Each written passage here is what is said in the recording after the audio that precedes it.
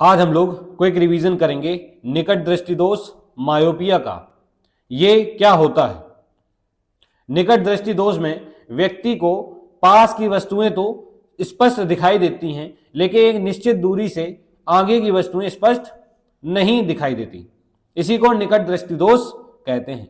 इसके बेसिकली दो कारण होते हैं।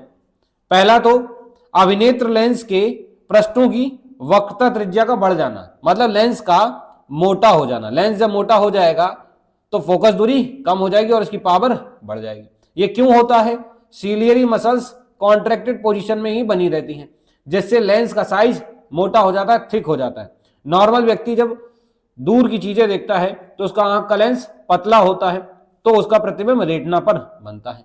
लेकिन अगर किसी को निकट दृष्टि दोष है तो उसमें सीलियरी मसल्स कॉन्ट्रैक्टेड रहेंगी, जैसे लेंस मोटा और फोकस दूरी कम हो जाएगी और इमेज जो है दूर की वो रेटिना के पहले ही बन जाएगी, तो हमको ब्लर विजन देखने को मिलता है। एक कारण तो ये रहता है।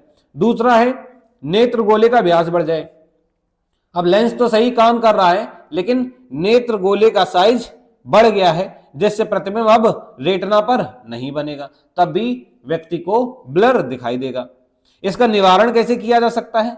उस व्यक्ति को उचित फोकस दूरी का अवतल लेंस लगा दिया जाए।